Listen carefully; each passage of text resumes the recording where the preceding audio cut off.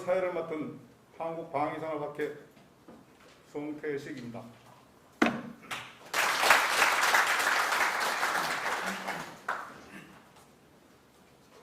오늘의 행사는 국민의대 대사 방위사업청장님의 주제 발표 및 질의응답 기념 촬영 순으로 9시에 마치도록 하겠습니다. 먼저 국민의대가 있겠습니다. 모두 자리에서 일어나 태극기를 향해 주시기 바랍니다. 나는 사랑스러운 태극기 앞에 자유롭고 정의로운 대한민국의 무궁한 영광을 위하여 충성을 다할 것을 굳게 다짐합니다. 먼저 최우석 한국방위산업학회 회장님의 대사가 있겠습니다.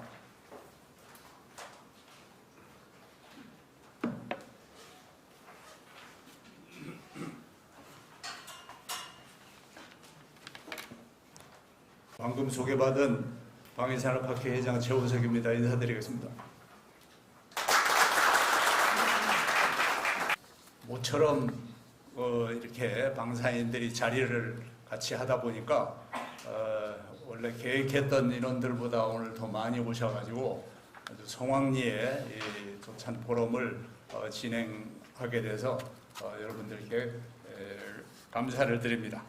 준비가 약간 미흡했다면 양해를 해주시기를 바랍니다.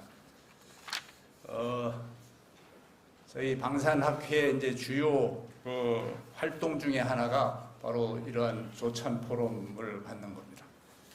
주 목적은 정부의 주요 관계자들을 초청을 해서 정부 정책에 대해서 설명을 듣고 또 Q&A를 하면서 서로 소통을 하는 그런 장을 갖는데 그 목적이 있습니다.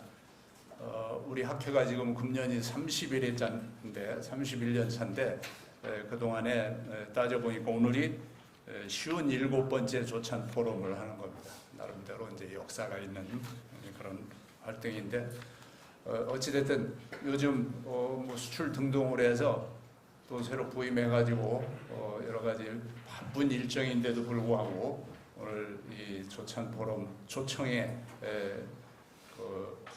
응해주셔서 우리 엄동환 청장님께 감사를 드리면서 먼저 큰 박수 부탁드립니다.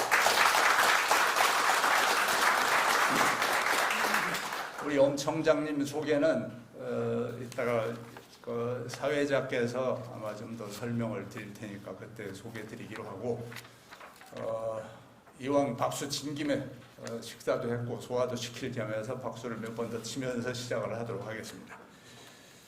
먼저 조금 전에 비록 도시락이지만 장어구이까지 들어가 있는 아주 상당히 퀄리티 있는 조찬을 준비를 해주신 분이 누구냐면은 우리 한국생산성본부의 안환기 회장님이십니다. 잘 먹었으니까 박수 한번.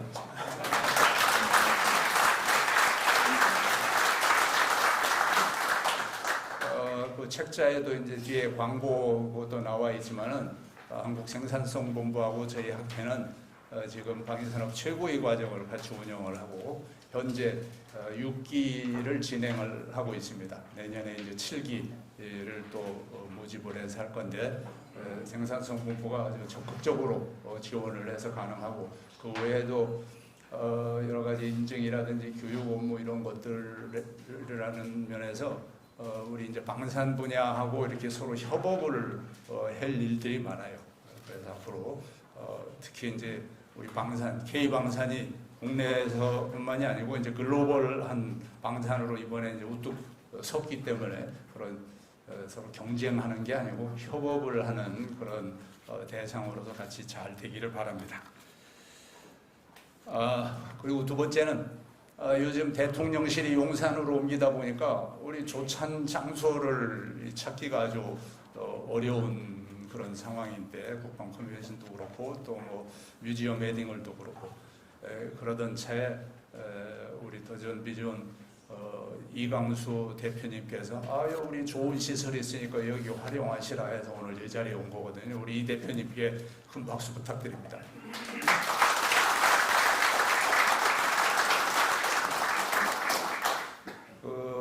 더전 비전의 업무가 아주 최첨단의 어떤 그 ERP 솔루션을 포함한 어떤 플랫폼 이런 걸 제공을 하는데 우리도 K방산이 글로벌 컴페티티브니스 이걸 갖기 위해서는 지금 우리 이광수 대표께서 제공하는 그런 솔루션들하고 잘 결합을 해서 진출을 해야 될 겁니다. 그런 의미에서 앞으로 협업을 할 일들이 상당히 많을 것 같아요. 다소 미숙한 부분은 오늘 이런 상태보다 훨씬 더 역량이 있는데 아주 미니멈 수준을 보여주신 거니까 양해를 해주시기 바랍니다. 그리고 오늘 또 행사를 한다고 그러니까 저 밀양에 있는 한국 파이버에서 이 행사를 또 지원하겠다고 하다 보면 뭐 여러 가지 경비도 발생되고 그러는데 그래서 우리 이진광 대표님이 새벽부터 일찍 올라오셨습니다. 큰 박수가 필요합니다.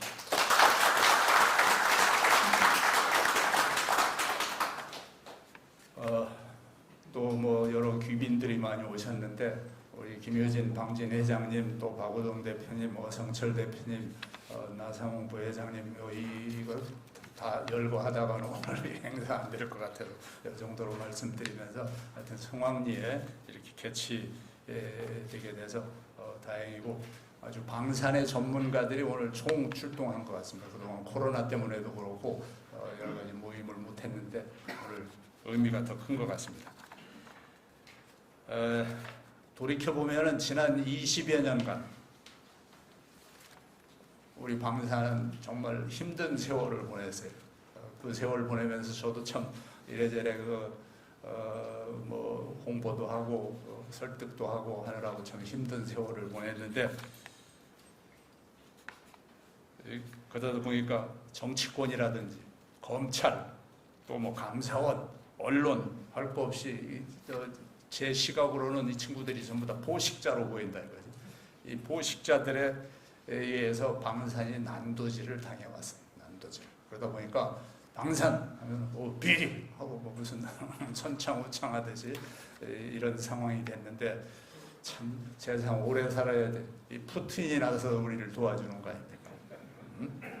푸틴이 우리를 도와줄 줄 난 미처 예상은 못했다고. 이 친구가 우크라이나에 들어가는 바람에 우리 K방산이 뜨게 되고 하여튼 청장님도 뭐 엊그제까지 아마 폴란드에 다녀오시고 그런 걸로 알고 있는데 이 폴란드가 우리의 아주 제1의 수요국이 돼가지고 K방산 아주 대박 또 시중에도 화제가 되고 또 사람들도 환호하고 저한테까지 어떻게 된 거냐고 앞으로 전망은 어떡하냐 뭐 주식 사야 되냐 이런 것까지 나한테 물어보기도 하고 나도 없는데 말이지 사람들의 관심을 끌게 된 것 같습니다. 그런데 우리가 이걸로 만족해서는 안 되고 앞으로 지속적인 성장을 하기 위해서는 시스템 자체를 한번 바꾸는 일대 혁신을 해야 된다. 그동안에는 우리끼리 하는 그런 국내용 방산이었다면 이제 글로벌 방산으로 다시 태어나야 되는데 그렇게 하기 위해서는 여러 가지 거의 파괴적인 혁신을 해야 될 정도로 그렇게 해야 됩니다. 그런 차원에서 우리 엄동환 청장께서 오셔가지고 상당히 그런 차원으로 이렇게 지금 혁신을 하고 계신 걸로 알고 있고 아주 참 감동적이라고 생각을 합니다. 그런데 오늘 이런 자리를 통해서 그 정부 정책에 대해서 한번 들어보고 우리가 생각하는 내용들을 또 의견을 제시를 해서 다시 한번 소통을 하고 제대로 이런 시스템이 앞으로 지속 가능하게 될 수 있도록 그렇게 협조를 해야 된다고 생각을 하고 그런 의미에서는 오늘 이 조찬 포럼이 아주 시의적절하고 또 성과가 기대되는 그런 포럼이 아닌가 이렇게 생각을 합니다. 시간이 남았다고 그래가지고 얘기가 자꾸 길어졌는데 마지막으로 광고 하나만 하고 넘어가도록 하겠습니다. 다음 주 9월 27일 화요일이면은 방해산업학회가 창설된 지 31주년입니다. 우리가 창설 기념 행사를 할 때는 매번 자랑스러운 방산인들을 선정을 해서 이제 상도 드리고 하는데 특히 이번에는 이 K방산이 이렇게 아주 센세이셔널하게 글로벌 방산으로 이제 우뚝 솟았는데 가만히 따져보니까 누가 이 K방산을 처음에 씨를 뿌리고 기반을 다졌나 바로 돌아가신 박정희 대통령님이더라고요. 그래서 사실상 박정희 대통령님께 자랑스러운 방사인상 대상을 드리기로 우리가 심의를 했습니다. 그 의견을 낸 사람이 우리 동아일보의 이정훈 기자인데 일어나봐요. 박수 한번 칩시다. 한 2년 전에도 한번 시도를 했는데 그 저항이 만만치 않더라고요. 그래서 제가 꼬리를 내렸다가 이번에는 한번 세워봤어요.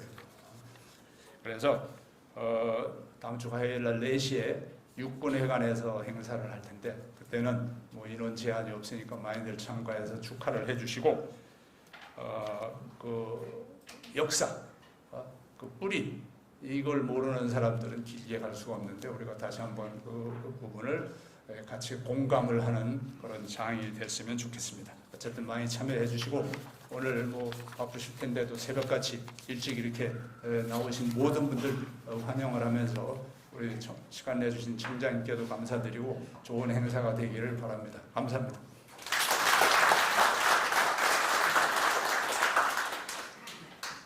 네, 말씀 감사합니다. 이어서 청장님의 첨단 무기 체계 신속 전력화 및 글로벌 방위 산업 육성 전략에 대한 발표가 있겠습니다. 발표에 앞서서 청장님의 양력을 간략히 소개드리면 청장님께서는 1988년 육군사관학교 44기로 졸업, 조의로 임관하셔서 미 공군대학원에서 시스템공학 석사, 고려대학교에서 산업시스템공학 박사를 취득하시고 육군본부 전력개발단을 시작으로 방위사업청, 기동화력사업부 전차사업팀장, 획득기획국 획득정책과장, 장군 진급 후에는 기동화력사업부장을, 전역 후에는 국방과학연구소 방위산업기술지원센터장을 역임하셨으며 금년 6월 23일부터 제12대 방위사업청장으로 근무 중이십니다. 큰 박수로 청장님을 모시겠습니다.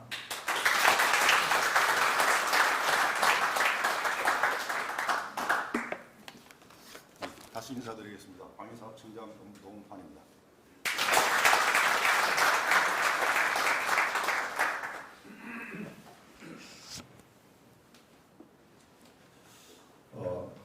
여기 참석하신 분들이 그 방산업체에서 오래 근무하신 분들 계시고 또 군에서 획득 근무를 오래 하신 분들, 언론 그리고 정부 부처에서 근무하신 분들이 많이 참석을 하셨는데 제가 소개드린 양력에서 보신 바와 같이 나름 획득 근무를 했지만은 오늘은 신입생 입장에서 초보 입장에서 설명을 드리도록 그렇게 하겠습니다. 양해해 주시고 제가 방위사업청장으로 와서 추진하고 있는 어떤 정책적인 변화 그리고 제가 구현하고자 하는 방산의 모습을 오늘 간략하게 여러분들에게 소개드리고 가장 중요한 것이 참석하신 분들의 고견을 주시면 저희가 적극적으로 반영해서 회장님께서 말씀하신 K방산의 어떤 이 흐름이 앞으로 계속 이어질 수 있도록 그렇게 노력을 하겠습니다.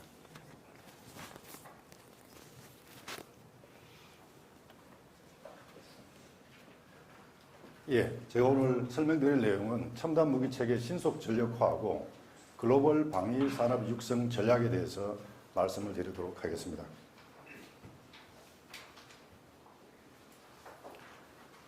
예, 앞부분에 대내외 여건하고 방위사업 비전 및 목표 부분들을 제가 설명을 드리고 후반부에는 우리 정책조정 담당관이 아니죠 기조관이 설명을 드리도록 그렇게 하겠습니다. 이게 되나요? 그게 되나요?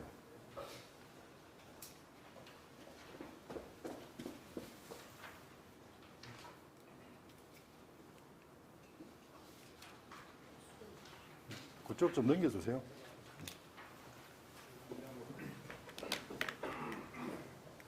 예, 먼저 대내외 여건인데 회장님도 말씀하셨다시피 미중의 어떤 그 패권 경쟁 가운데 금년 2월 달에 러시아와 우크라이나 전쟁이 발생을 했습니다. 이 사건이 아마 굉장히 큰 의미를 갖는다고 저는 생각을 합니다.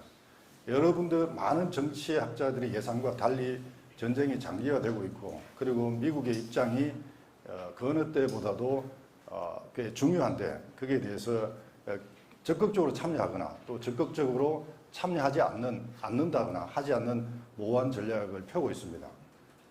그래서 새로운 냉전이 앞으로 펼쳐지지 않을까 이렇게 분석하는 부분이 아마 대세인 것 같습니다. 그리고 경제와 안보가 하나가 되어서 선진국들은 이 첨단 무기 체계에 대한 어떤 신속한 전력화, 신기술 적용에 대해서 를 주제로 하는 국방 획득 혁신을 추진을 하고 있습니다.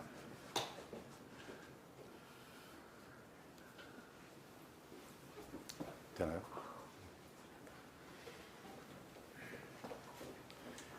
예, 또한 지금 자이언트 스텝을 비롯해서 빅 스텝으로 지금 나아가고 있지만은 이러한 세계 경기가 굉장히 좋지 않는 이런 상황에서도 세계 국방비는 작년도에 물경 2조 달러를 상회하는 부분으로 꾸준히 증가를 하고 있습니다. 반면에 그동안 나토는 구소련의 붕괴 이후에 나토의 어떤 군사력은 점점점 쇠퇴해지고 국방에 대한 어떤 소홀해 왔던 부분들이 이번 우크라이나 전쟁을 통해서 새로운 어떤 각성, 새로운 변화를 모색하고 있다고 판단이 됩니다. 그래서 GDP의 2%, 최근에 제가 그 폴란드를 방문을 하고 이제 어제 저녁에 도착을 했는데 폴란드 같은 경우는 지금 3%를 상회하는 국방비 지출을 검토하고 있는 것으로 알고 있습니다. 이러한 부분들이 저희한테는 어떻게 보면은 방산이 그동안 저희 그 국내의 어떤 방산 수요를 고려해왔던 대부분의 방산의 노력들이 이제는 전 세계를 상대로 하는 방산으로 확대되고 있다고 말씀을 드릴 수 있겠습니다.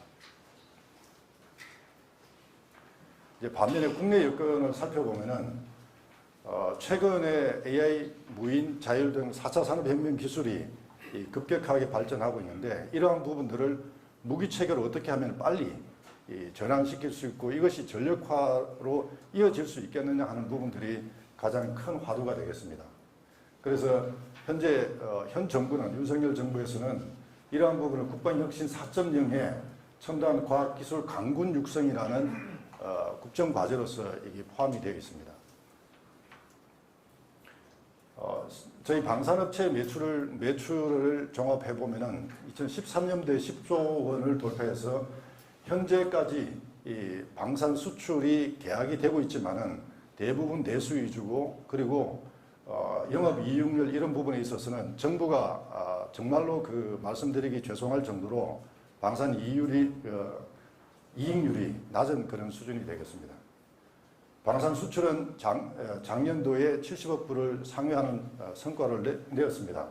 그러나 올해 오늘까지 해서 상당한 부분이 신장이 되었지만은 저 또한 이 방산 수출이 앞으로도 이러한 어떤 신장세를 언제까지 이어갈 수 있을 것인가 하는 부분하고 또 그렇게 하기 위해서는 저희 방위사업청이 정부 입장에서 어떻게 리드를 해야 될 것이냐는 부분에 대해서 깊은 고민을 가지고 있습니다.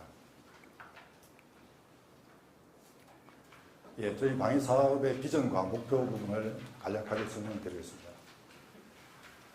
저희 방위사업청은 비전과 목표를 2018년도에까지 유지를 하다가 최근에 최종 완성본은 아니지만은 저희가 지금 이렇게 지금 바꾸려고 지금 노력을 하고 있습니다. 비전은 대한민국 미래를 견인하는 튼튼한 국방으로 하고 미션으로서 첨단 무기체계 신속 전력화 그리고 글로벌 방위산업 육성의 미션으로 정하고자 하고 있습니다.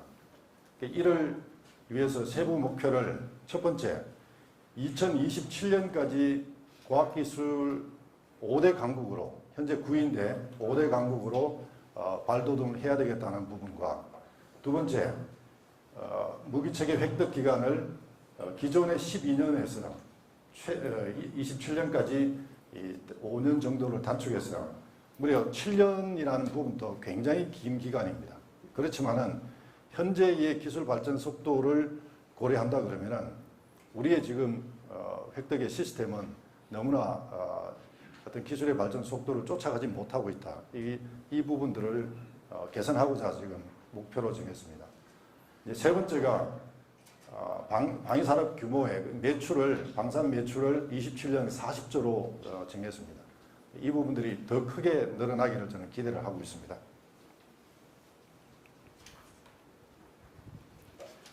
비전과 목표를 달성하기 위해서 세 가지 추진 전략을 결정을 했습니다. 첫 번째가 첨단, 두 번째가 속도, 세 번째가 지속 성장으로 결정을 했고, 첨단 부분에 있어서는 R&D 혁신을 가시화해서 전략적으로 국방 R&D를 투자하자 하는 부분과 첨단 기술 확보를 위해서 민간 개방형 혁신을 하자는 부분이 되겠습니다. 먼저 민간 개방형 혁신 부분은 방위사업청에서는 무기체계의 개발 양산만 관리하는 것이 아니고 국방과학기술에 대한 부분을 중점적으로 업무를 추진하고 있는데 저희가 국방기술 장기적으로 핵심 기술 위주로 해서 기획을 할 때 이제까지는 상당한 부분을 군 내에 방위사업청을 포함해서 정부의 인프라를 이용해서 이런 부분들을 기획을 해왔습니다. 그러나 앞에서 말씀드렸던 AI, 무인, 자율 등 이런 부분이 중요한 현 시점에서 기존에 저희들이 추진해왔던 이런 방식으로는 우리가 원하는 수준의 목표를 우리가 원하는 시간에 도달할 수 없다고 판단을 하고 있습니다. 그래서 과감하게 민간 부분의 역량, 그래서 국내의 분야별 전문가분들을 활용한 첨단 기술 기획 부분을 추진하려고 노력을 하고 있습니다. 두 번째가 이제 속도 부분인데 신속한 프로세스 정립을 추진하려고 합니다. 제가 방위사업청장으로 와서 가장 먼저 지금 추진하고 있는 부분들이 여기 방산업체에 오신 CEO분들도 의견을 많이 내셨을 줄로 생각을 하고 있는데 방위사업 계약에 관한 특별법을 제정하는 것입니다. 저희가 국가계약법을 따라서 계약 업무를 수행하다 보니까 필연적으로 피할 수 없는 부분들이 있습니다.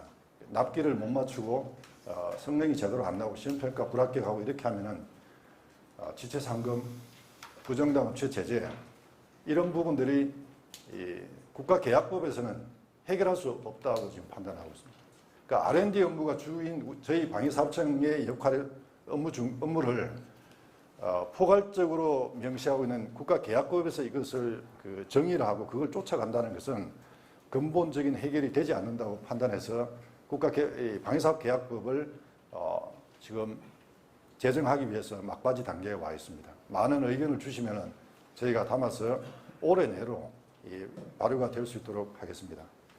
이 두 번째, 작년에 이제 국방부하고 방위사업청하고 노력을 해서 신속 연구개발 제도와 그 전에 20년도부터 시작한 신속 시범 획득 사업을 추진하고 있습니다.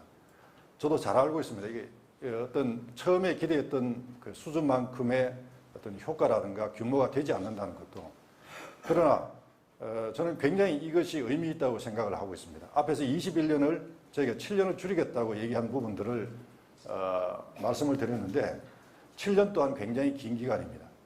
지금의 기술 발전 속도를 고려했을 때에 현재의 연구개발 제도를 장기 소요로, 그것도 장기 후기로 갔다가 장기 정기로 갔다가 중기 전환했다가 그리고 선행연구 과정을 거쳐서 사업추진 기본 전략을 수립하고 실제로 RFP가 나가는 그 시점까지 걸리는 시간이 너무나 깁니다. 이러한 현재의 프로세스 PPBS 제도를 개선하지 않고는 어떤 방산의 어떤 혁신은 근본적으로 이루어지지 않는다고 생각을 해서 지금 신속 연구개발이 예산 규모나 사업수가 적지만은 올해의 첫 번째로 지금 착수되는 사업들이 있습니다. 그래서 이번 주 주말에 주중 수목금 실시되는 DX 코리아에서도 저희가 비록 모급이지만은 그리고 완성된 시즌은 아니지만은 올해 착수한 사업들에 대한 신속 연구개발 결과물들을 전시를 하려고 합니다. 이러한 동력을 기초로 해서 제가 이 신속 획득의 프로세스에 할당해야 될 사업은 저희가 지금 추진하고자 하고 있는 그 방위력 사업 그 수의 약 절반 정도는 신속 획득 프로세스로 보내려고 하고 있습니다. 많은 부분들이 이 부분에 대해서 그 말씀을 하실 때 제가 예를 드는 부분들이 이런 부분입니다. 이제까지는 저희가 편도 왕복 2차선이지만 편도 1차선으로 주행을 해왔습니다. 그런데 우리 고속도로에서도 버스 전용 차로가 있고 그리고 맨 마지막 차선은 화물차 어떻게 보면 전용이죠. 소형차, 중형차 이런 차로의 차선을 다양하게 해야지만이 이 획득이 효율적이라고 저는 생각을 합니다. 그래서 빨리 가야 되는 부분은 빨리 보내고 그리고 중후장대한 사업들 이런 사업들은 국가적인 사업들은 현재의 PPBS 제도로 보내도 문제가 없다고 생각합니다. 그래서 중점적으로 추진하고 있는 부분들이 이 새로운 획득 프로세스를 정립하자 이 부분이 이제 두 번째가 되겠습니다. 이제 세 번째가 이제 지속 성장인데 앞에서 말씀드린 것처럼 현재의 방산 수출의 기조가 향후 2, 3년 짧게는 2, 3년 뒤에 길게는 4, 5년 뒤에도 과연 이게 이어질 수 있겠는가 하는 부분에 깊은 고민을 하고 있습니다. 저는 그 청장으로 와서 수출에 대한 어떤 이러한 부분, 지속 성장, 지속 가능성에 대한 고민 끝에 팀 K2, 팀 K9, 팀 FA50이라는 비상설 조직을 만들었습니다. 사업부장이 주관이 되고 방위사업청, 국방부 합참, 각군, 그리고 방산업체, 그리고 지금 수출입은행까지 지금 포함을 시키려고 하고 있습니다. 그렇게 해서 이 장비들이 정부 측에서 이 제도적으로 지속 성장을 갈 수 있는 방안도 제시하고 업체에서는 신기술을 앞에서 말씀드렸던 성능 개량과 어떤 소요에 반영해서 무기 체계를 성능 개량하고 성능 개선하는 부분에 애로사항이 있기 때문에 시간이 많이 걸리기 때문에 우리가 수출하는 장비에 대한 이런 부분들을 신속하게 좀 적용을 하자는 부분과 국가별로 요구하는 부분들이 있습니다. 정비, 교육, 훈련 이런 부분의 요구사항들에 대해서는 군에서 어떤 지원 방안을 찾는 이게 팀 단위의 장비 수준의 팀 단위 조직을 만들었고 또 상위 개념으로 이제 국가별로 요구하는 부분이 좀 차이가 있습니다. 그래서 이번 폴란드 같은 경우는 폴란드 워킹 그룹을 구성을 이제 하려고 하고 있습니다. 좀 더 포괄적으로 이 국가 차원에서의 요구사항과 어떤 우리 무기 체계를 대변할 수 있는 부분에 대해서 지원하기 위한 조직을 만들려고 하고 있습니다. 그러나 폴란드의 워킹 그룹이 동남아나 중동 국가에 그게 적합하겠냐? 물론 차이가 있을 겁니다. 그래서 중동 국가의 특성을 맞춘 팀 UAE 워킹 그룹이든 이집트 워킹 그룹이든 그런 조직을 하나 만들어서 중동 지역에 대한 지원 이런 부분들을 효과적으로 하려고 하고 있고 이 동남아시아 마찬가지 같은 맥락으로 추진을 하려고 하고 있습니다. 예, 그래서 이 방위산업의 3S를 해서 첨단과 속도, 지속 성장에 대해서 중점적으로 추진하려고 하고 있습니다.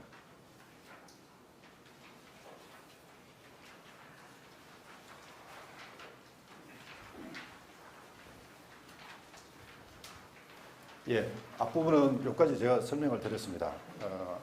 말씀드렸다시피 이 방위사업을 전문적으로 지원하기 위한 방위사업 계약에 관한 법과 그리고 두 번째 신속 획득 제도를 조기에 정착시키고 많은 사업들이 신속 획득으로 추진할 수 있는 여건을 마련하는 것. 그리고 이제 세 번째가 제가 이제 중점적으로 두고 있는 부분들이 앞에서 설명드렸던 AI 무인 그리고 자율이라는 이런 대변되는 이런 기술들을 어떻게 하면은 획득에 녹여 넣을 수 있을 것인가 하는 부분인데 불행히도 저희 방위사업청은 소요 업무를 소요의 결정 권한이 없기 때문에 ICT 활동부터 합참의 ICT 활동부터 방위사업청이 참여해서 이러한 첨단 기술들이 소요와 요구사항에 들어갈 수 있도록 노력을 하려고 합니다. 비록 소요의 이 부분이 포함이 안 돼 있다고 한다 그러면은 추가적으로 선행연구 과정에서 저희가 이런 부분들을 적용 가능성을 타진하고 사업 추진 기본 전략에 넣으려고 합니다. 그리고 체계 개발 중에도 이런 기술이 식별이 되는 부분에 대해서는 반영하려고 하고 있습니다. 그리고 가장 중요한 앞에서 말씀드린 신속 시범 획득 사업과 신속 연구개발 사업에서 첨단 기술이 반영된 무기 체계가 비록 기존의 PPB에서 제도에 비해서 완전성이 떨어지지만은 충분히 전력 발휘에 이 효과가 있다고 판단되는 그런 장비들은 그의 성숙도에 따라서 신속 시범 획득과 신속 연구 개발의 이 루트를 통해서 전력화하려고 하고 있습니다. 이 부분에 대해서는 저희들이 좀 더 연구를 해서 비록 내년도 예산이 저희가 원하는 만큼의 반영이 안 되어 있지만은 24년, 25년부터 그 규모를 더 늘리고 사업수를 늘려서 정책적 효과가 나올 수 있도록 노력을 하겠습니다. 제가 앞부분 설명드리고 우리 기조관님 후반부로 설명드리도록 하겠습니다. 감사합니다. 총장님께서 앞에서 말씀하신 비전과 목표를 저희가 염두에 두면서 올해 추진하고 있는 주요 사항 5가지 내용으로 분류해서 설명드리도록 하겠습니다.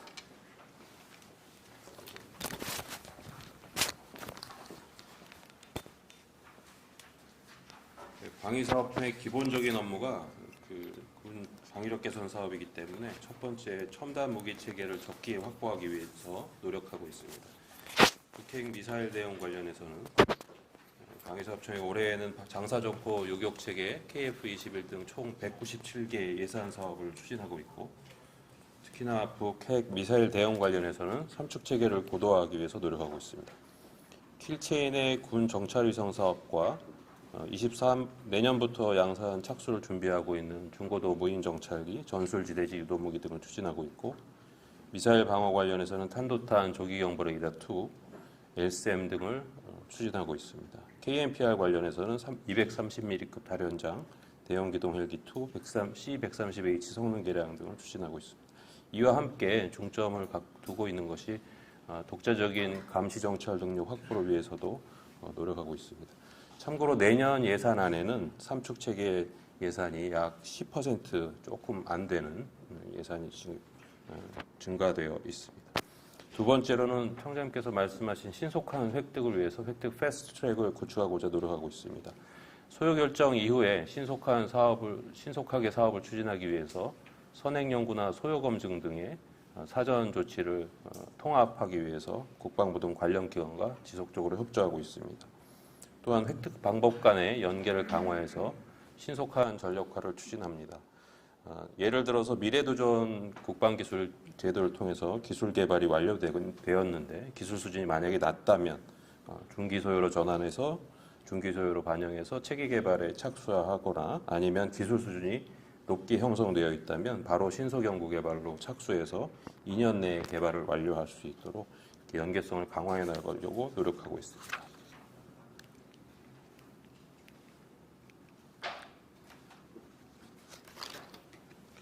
두 번째, 국방 R&D 4.0을 추진 중입니다. 아까 청장님도 말씀하셨지만 R&D 투자를 보다 전략적으로 해가려고 하고 있습니다. 하이 리스크, 하이 리턴에 세계에서 좀 찾아보기 힘든 이런 기술들에 그동안 투자를 소홀히 했다고 하면 이제는 그런 기술에도 저희가 투자를 해야 될 때라고 보고, 그런 하이 리스크, 하이 리턴의 기술에 약 20%, 추격형 핵심 기술의 한 60%, 그다음에 현재 필요한 비교적 난이도가 낮은 기술의 20%를 투자하는 하이, 미디엄, 로우 R&D 투자 전략을 추진하고 있습니다.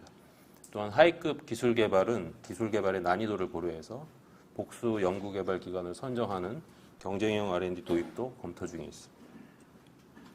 개방형 혁신으로 성과를 극대화하기 위해서 노력하고 있습니다. 청장님께서 말씀하신 것처럼 기술 기획 분야의 전문가 집단인 국방기술협의체를 구성해서 기술기획 협력 플랫폼으로 고도화하려고 하고 있습니다. 현재는 3개 그룹의 무기체계 신기술 기초연구 총 16개 분과에 187명 정도가 참여하고 계신데, 이 참여 전문가들을 더 늘려나가면서 역할을 더 강화해 나갈 생각입니다. 또한 첨단 엔진, 고용량 배터리, 특수 반도체, 초내열 고탄성 소재 등 안보 경제 공급망 차원에서도 보호 육성이 필요한 국가안보 전략 기술은 WTO 산업보조금 예외 적용이 가능하기 때문에 국방 R&D를 통해서 지원하고자 합니다. 이를 위해서 올해 시범 사업을 8개 지금 추진 중인데 7개 과제는 이번 달 안에 협약 체결이 완료될 예정이고, 나머지 하나도 지금 협약 체결을 위해서 준비 중에 있습니다. 민간의 혁신성을 활용해서 군에서 해결하지 못하는 난제를 해결하기 위한 룬샷 프로젝트도 현재 추진 중인데, 올해는 우선 난제 발굴 등과 관련해서 군과 협조를 하고 있습니다. 국방 R&D 성과를 민간으로 더 파급시키기 위해서 R&D 성과물을 개발기관도 소유할 수 있도록 지속 개선해 나가는 한편 항공, 우주 분야 대형 시험 시설 등은 민간에서 갖추기가 힘들기 때문에 그런 시설들을 갖추어서 민군 간의 공유를 확대해 나가는 방안도 추진하고 있습니다.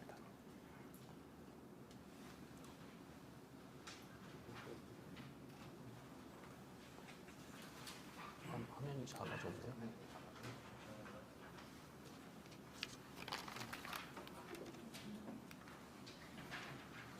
세 번째는 방위사업의 새로운 규범을 정립하고자 노력하고 있습니다. 방위사업 계약제도 선진화를 추진 중입니다. 국가계약법은 아시다시피 건설이나 단순 물품 제조를 전제로 한 계약 법령입니다. 이러한 국가계약법의 한계를 극복하고 우리 방위사업의 특성에 부합하는 방위사업계약 특별법 제정을 위해서 노력 중에 있습니다. 법률 제정안에는 지체상금의 상한을 더 끌어내리는 한편 지체상금률을 완화한다든지 아예 지체상금이 발생하지 않도록 사전 조치를 할 수 있는 내용들을 포함하고 있고 지체상금 등과 관련된 분쟁이 생겼을 경우에 이를 과감하게 조정할 수 있는 분쟁조정기구 설치 등을 주요 골자로 하고 있습니다. 이러한 법률 제정 추진과 병행해서 현재의 지체상금 제도도 계속 완화해서 업체의 부담을 경감시켜드리기 위해서 기재부 등 관련 당국과 협조 중입니다. 효율적인 무기체계 도입 및 운영을 위해서 부계 도입 사업의 경우에 협상을 전담하는 조직을 신설해서 협상력을 키워나가려고 노력하고 있고 현재 보유 중인 우리 군에서 사용하고 있는 무기체계 성능도 지속적으로 개선할 수 있는 현존전력 성능 극대화 사업도 금년 예산 1,789억 원을 투자해서 지금 진행 중에 있습니다. 사이버 위협 대응 역량 제고를 위해서는 기품원 산하에 7월 달에 방산기술보호센터를 설립했고 방산업체 기술보호와 관련된 정부 지원도 지속 확대해 나가고 있습니다. 또한 미 측의 기준에 맞춰서 연구개발 단계에서 사이버 보안 관련된 항목들을 더 강화해서 개발하는 K형 KRMF 사업도 적용을 추진하고 있습니다.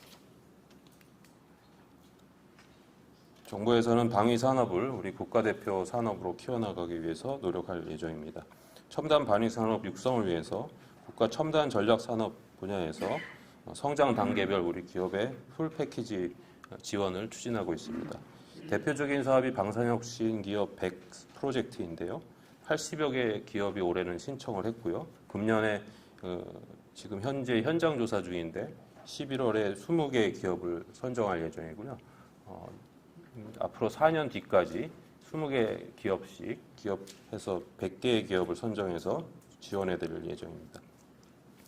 또한 민간의 자금이 방위산업 연구개발 투자에 유입될 수 있도록 방산기술 혁신 펀드를 조성하고 내년에는 투자를 개시할 것을 목표로 현재 준비 중에 있습니다.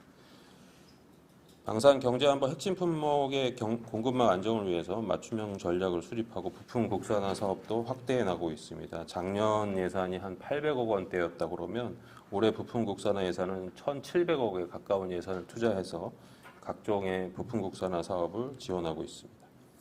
방산은 우리 업체들의 무기 체계를 해외에서 도입할 경우에도 우리 업체들이 참여할 수 있도록 국외 구매 사업 방식도 다각화하고 있고 그 시범 사업의 일환으로 대형 수송기 2차 사업에 우리 코리아 원팀이 사업의 주체로 참여할 수 있도록 지금 추진 중에 있습니다.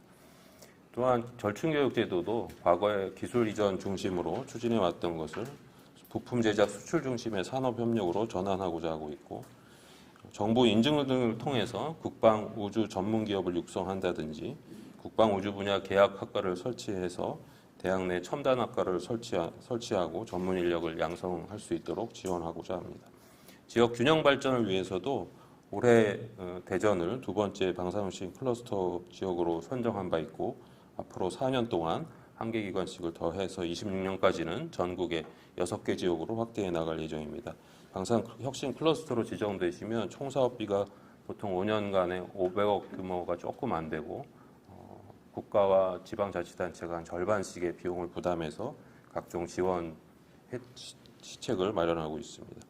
또 지역에 마련되어 있는 방산 원스톱 지원 센터나 국방 벤처 센터 등을 활용해서 지역 균형 발전을 위해서 노력하겠습니다. 마지막으로 방산 수출 확대 기반 구축입니다.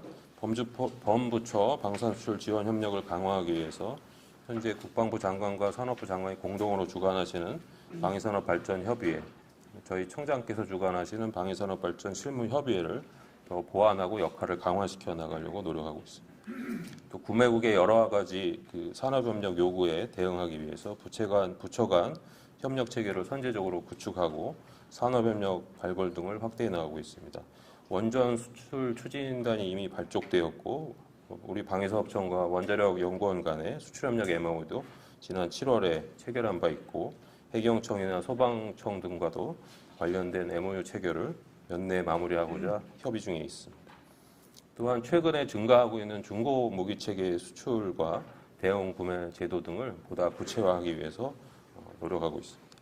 또한 스마트 방사협력 패키지 구축을 위해서 수출 유형별, 완제품, 공동개발 기술 이전별, 구매국의 표준 요구사항 등을 제도화한 스마트 방사협력 패키지를 마련하고 수출 이후에 AS를 강화하기 위해서 국산 항공기 운영협의체, 국제기술협력기구는 지난 2010년부터 쭉 운영해 오고 있는데 호응이 좋기 때문에 K9 운영국 협의체를 금년 4월에 처음 출범시켜서 지금 운영 중에 있고 아까 청장께서 말씀하신 각종 원팀, 국가별 지원팀 등을 TF 형태로 발족시켜서 운영할 예정입니다.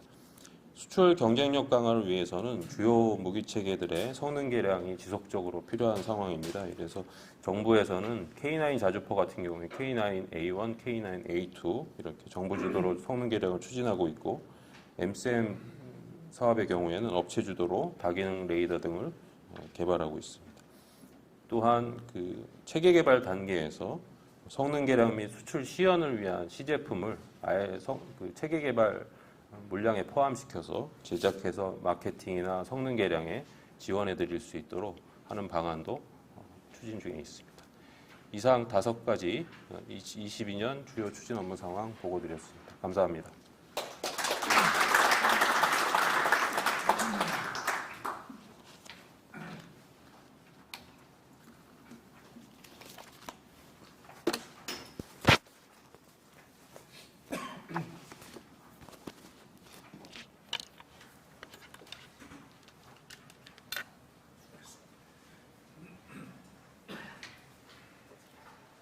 좋은 발표를 해주신 청장님과 정재준 기획조정관님께 다시 한번 큰 박수 부탁드리겠습니다.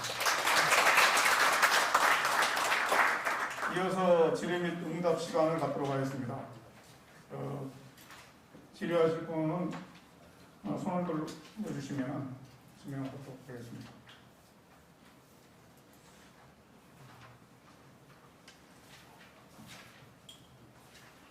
네, 마이크를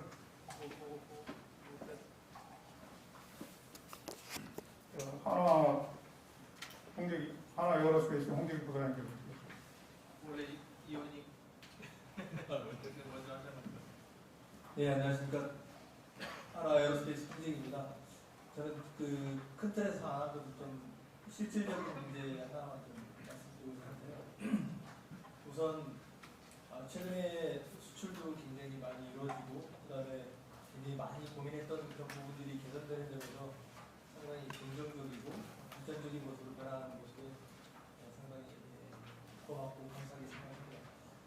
좀 전에 이제 사업청장님께서도 말씀하셨고 말씀하셨지만 더 중요한 거는 제가 볼 때는 아직도 좀 문턱이 좀 낮아졌다. 어느 사이에 문턱이냐면 지금 정부 부처 간의 협의회도 만들어지고 많은 그런 긍정적인 신호도 있지만 저는 민간 분야하고 그다음에 정부 기관 사이에 아직도 보이지 않는 그런 벽들 문턱이 좀 많이 높다고 생각을 해요. 그래서 사실 그런 커뮤니케이션이 좀 잘 되려면 법적으로도 좀 많이 돼야 될 것 같고요. 조직적으로도 그렇고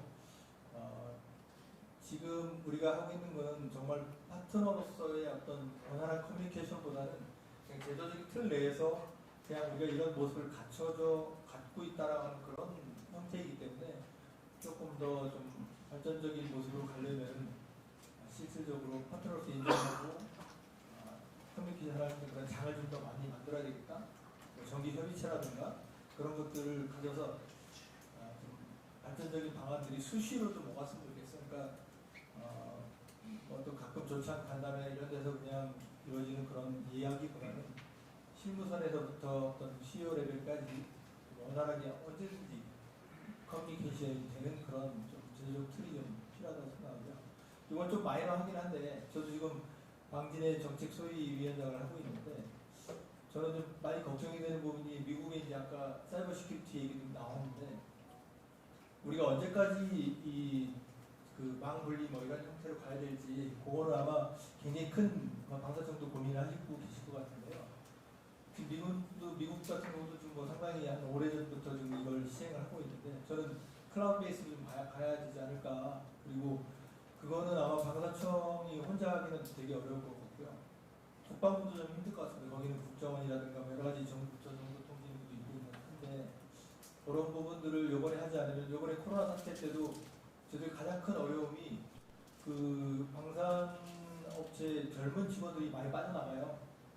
특히 이제 지금 재택근무도 어렵고 여러 가지 그런 환경들이 좀 어려운데 사이버 시큐리티를 어떻게 근본적으로 해결할 수 있는 방법이 뭐냐 하면 제가 볼 때는 뭐 프라이빗 클라우드를 가든지 아니면 방산 전체의 어떤 업체들을 묶는 클라우드를 묶어서 방산 방진에서 관리를 한다든지 하여튼 뭐 다양한 방법이 있을 것 같아요. 그런 거 끝으로 두 가지만 좀 질문을 드리겠습니다. 감사합니다. 네. 그 번별로 답변을 듣도록 그렇게 하겠습니다. 예, 그 말씀하신 틀이 높다고 말씀하신 부분은 제가 퇴직하고 이 부분들을 좀 절실히 저도 많이 느꼈습니다. 그래서 중소중견 그 회사를 운영하시는 우리 방사업체 계신 분들이 방사청 주무관하고 이렇게 전화 통화하는 것조차도 마음의 부담을 가지신 분이 계시더라고요. 그러실 필요가 전혀 없다고 말씀을 드려도 현실이 좀 그런 것 같습니다. 이런 부분들은 뭐 저부터 실천을 해서 다양한 커뮤니케이션이 될 수 있도록 그렇게 하겠습니다. 그 다음에 사이버 시큐리티 이제 그 망분리인데 망분리가 최초 시작할 때부터 망분리의 어떤 그 완전성에 대해서는 좀 저희가 좀 의문을 가지고 있었는데 최근에 말씀하신 그 방산 클라우드는 좀 국가적인 차원에서 세계적인 필요하다고 생각이 듭니다. 그래서 이 부분에 대해서 뭐 저희가 영역 연구든 전문가의 어떤 자문이든 이런 부분들을 바탕으로 해서 현재의 망분리에서 발견되고 있는 문제점을 근본적으로 방산 클라우드가 해결해 줄 수 있느냐는 부분을 저희 검토를 하고 만약에 그 부분의 가능성이 이게 있다고 생각을 하면 어떤 형태로든 망분리보다 나은 방향으로 발전하는 데 노력하도록 하겠습니다. 네. 또 다른 질문 들어가겠습니다. 장원님 맞아요.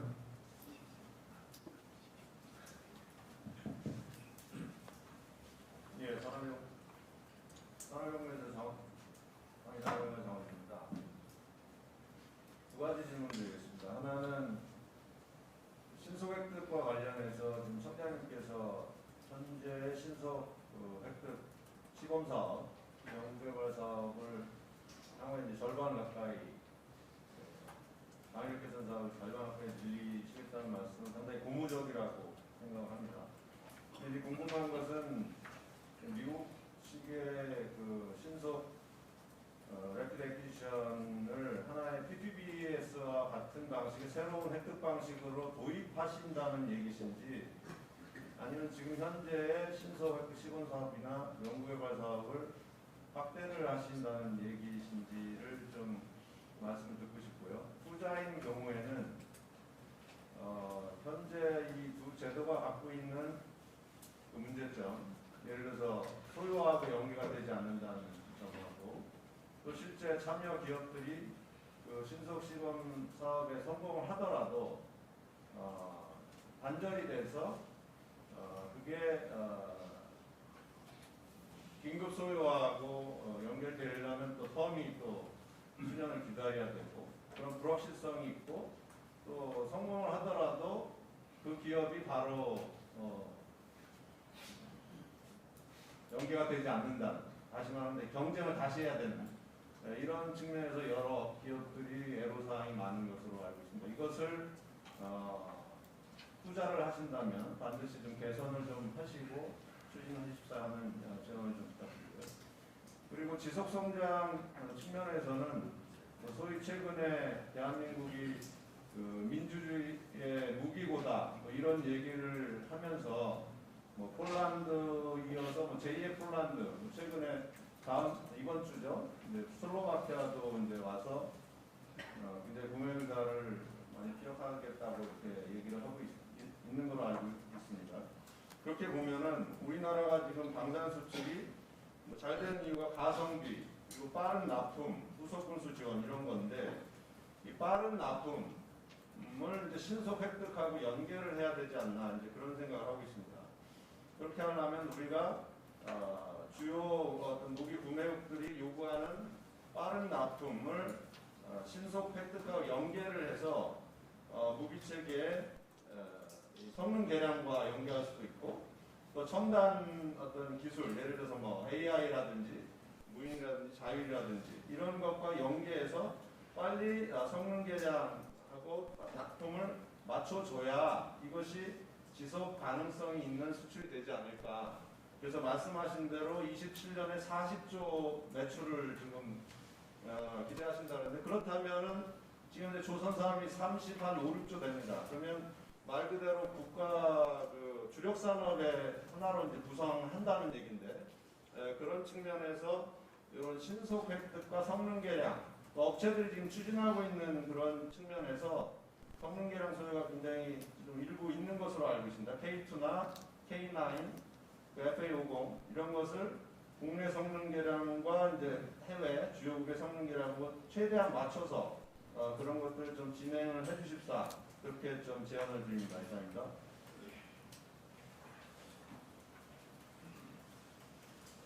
예, 장 박사님 말씀하신 그 신속 획득, 시범 획득하고 연구 개발이 그 미국의 MTA나 이런 부분하고 이제 말씀하셨는데 현재의 그 미국이 그 실시하고 있는 MTA도 저희가 생각했을 때는 최적의 그 방안이라고 보기 좀 어렵고요. 그리고 저희가 지금 하고 있는 신속 연구 개발이나 그 시범 획득 사업도 저희가 그 최종적으로 생각하는 모습하고는 좀 차이가 있다고 생각합니다.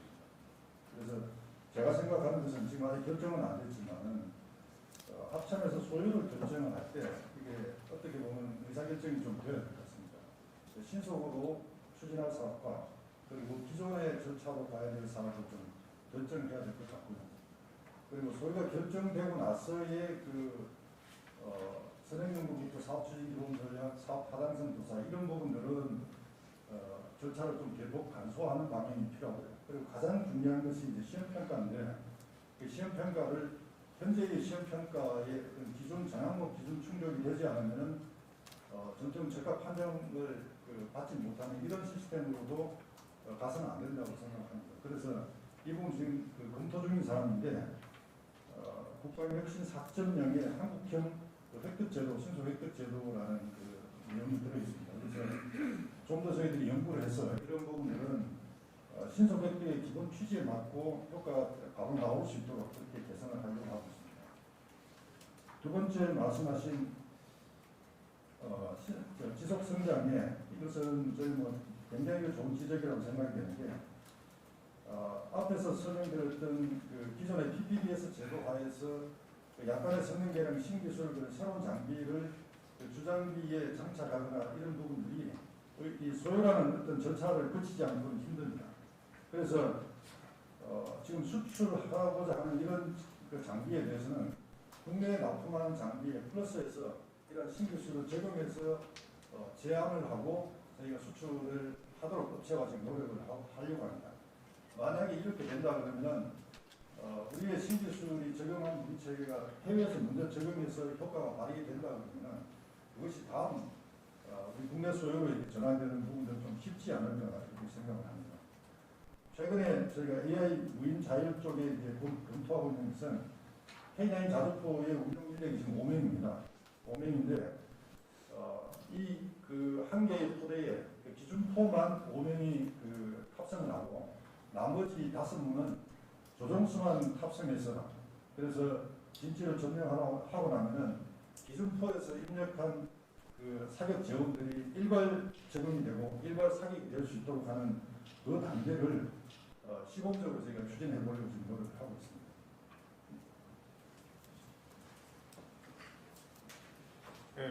시간 관계상 마지막 질문 우리 다소 시스템 이원익 대표님께 드리겠습니다.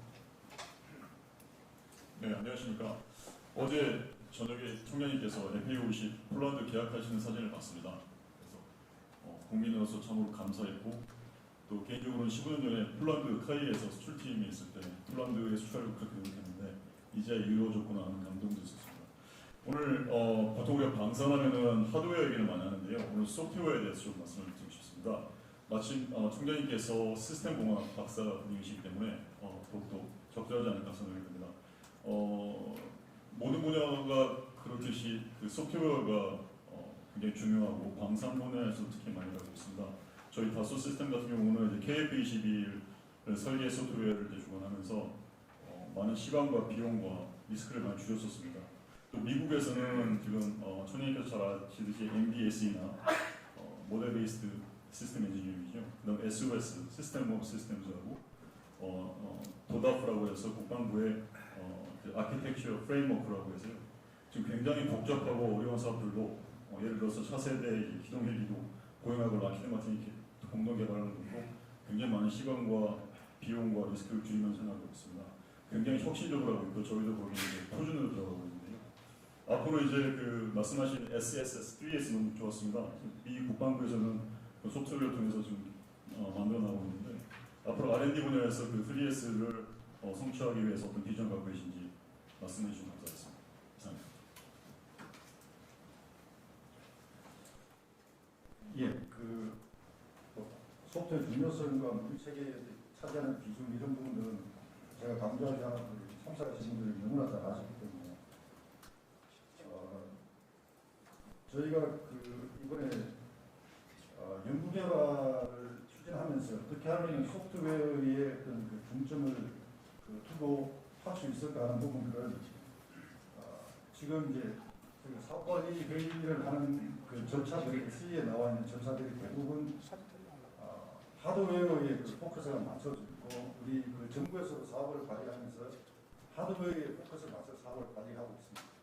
그러나 최근 한 15년 전부터 이제 그 아이러스 분야는 별도의 그 사업관리 절차를 나름 정립해서 하고 있는데요. 그래서 저희는 그 기존에 해왔던 그 R&D 그 하드웨어 위주의 R&D 그 사업관리 프로세스 플러스 아이러스의 그 사업관리 프로세스에 추가해서 소프트웨어 포커스를 맞춰진 사업관리 어떤 시스템을 인정해야 되지 않겠나 생각을 하고 있습니다. 그래서 이 부분은 과거에는 저희들이 뭐 미국이나 선진국의 어떤 사례를 많이 연구했는데 이제는 저희가 그 사례를 연구할 수 있는 이런 부분들이 많이 부족한 것 같습니다. 그래서 우리 나름의 어떤 절차를 마련하려고 하고 있습니다. 최근에 저는 그 디지털 트윈의 어떤 이 부분을 R&D에 적용하는 부분들을 사업별로 좀 적용을 하고자 좀 노력을 하고 있습니다. 그렇게 하지 않으면 요구사항을 체계로 이렇게 완벽하게 전환시키고 그것이 그 어떤 그 가장 안전하면서도 성능을 제대로 발휘할 수 있도록 하기 위해서는 디지털 트윈이 그나마 이 최근의 기술 중에는 가장 적절하지 않나 이렇게 생각을 하고 있습니다. 그래서 뭐 당장은 저희 R&D 프로세스나 이런 부분들을 현재에서 그 미래지향적으로 바꾸는 것이 어렵겠지만 점진적으로 그런 부분들을 보완해 나가겠다는 말씀을 드리겠습니다.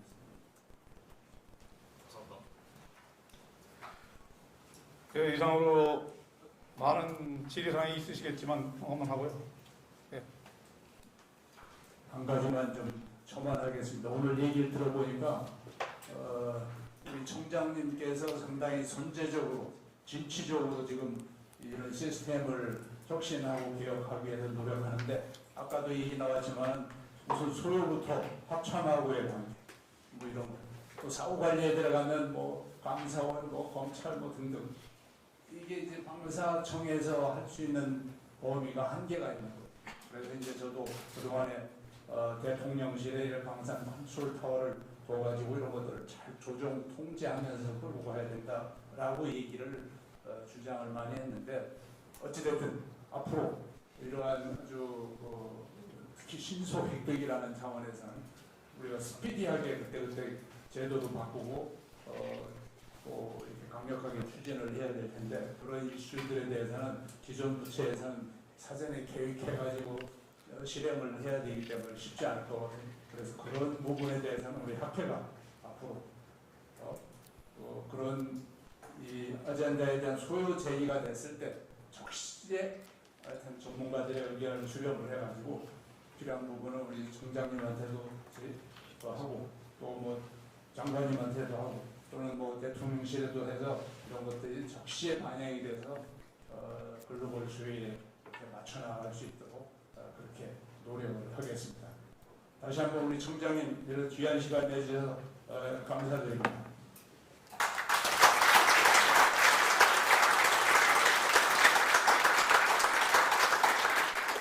마지막으로 기념 촬영을 하도록 하겠습니다. 앞으로 나오시고 의전 자리 정리 좀